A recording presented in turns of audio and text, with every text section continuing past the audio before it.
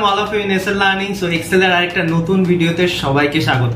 আজকে একটা problem solve করার ভিডিও নিয়ে আমরা চলে এসেছি। সেটা হচ্ছে, ধরো সাপোজ এক্সেল শিটের মধ্যে তোমরা কোনো নিউমেরিক ভ্যালু এন্টার করছো, লাইক অফ 1 2 3 এরকম কিছু ভ্যালুটা দেওয়ার সঙ্গে সঙ্গেই তোমাদের সেই ভ্যালুটা রিপ্রেজেন্ট হয়ে বা চেঞ্জ হয়ে যাচ্ছে 0 point something something. That's mean কোনো একটা ভ্যালু, যে ভ্যালুই আমি এক্সেলে ইনপুট করি না কেন, সেই ভ্যালুটাই চেঞ্জ হয়ে কোনো একটা ফ্র্যাকশন ভ্যালুতে চেঞ্জ হয়ে যাচ্ছে। তো এটা একটা খুব বড় প্রবলেম। তাহলে এই প্রবলেমটা সলভ করার জন্য কি করতে হবে?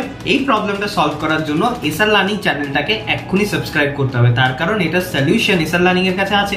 তো সেটাই আমরা আজকে শিখতে চলেছি। ওকে, তো চলো ডাইরেক্টলি আমরা আমাদের পেজে যাই এবং সেখান থেকে দেখে নিই।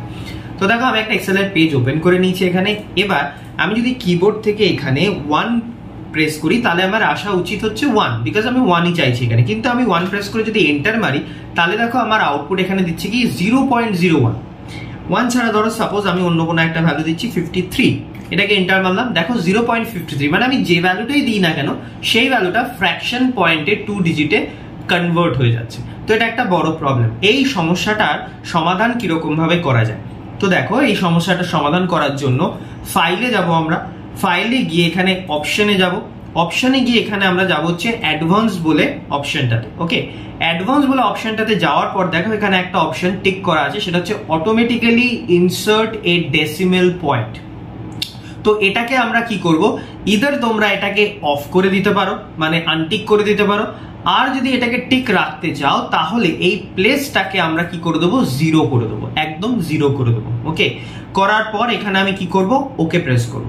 ওকে করলে পরে এখানে যদি আমি 1 প্রেস করি এখন, তাহলে দেখো আমার 1 আসছে। আমি যদি 53 করি, 56 করি, আমি যে ভ্যালুটাই প্রেস করবো না কেন, এক্স্যাক্টলি এখানে কিন্তু সেই ভ্যালুটাই আমরা ইনপুট হিসাবে আউটপুট পেয়ে যাবো। ওকে, তো এই প্রবলেমটা সলিউশনটা আশা করি তোমরা বুঝতে পেরেছো। আর নেক্সট টাইম থেকে তোমাদের এক্সেলে কোনো ভ্যালু ইনপুট করার সময় যদি এরকম ফ্র্যাকশন পয়েন্টে কনভার্ট হয়ে যায়, তাহলে তোমরা এই এসআর লার্নিং এর এই ট্রিকটা মনে রাখবে। আর নেক্সট আরো অনেক এরকম এক্সেলের ট্রিক এন্ড ট্রিপস দেখার জন্য এসআর লার্নিং চ্যানেলটাকে সাবস্ক্রাইব করতে হবে, লাইক করতে হবে, শেয়ার করতে হবে, আর অনেক করে কমেন্ট করতে হবে। তোমাদের এই চ্যানেলটা ভালো লাগছে, ভিডিওগুলো ভালো লাগছে কি খারাপ লাগছে, সেই সমস্ত জিনিসই জানো আমাদের। ওকে, তো এখনকার জন্য এইটুকুনি।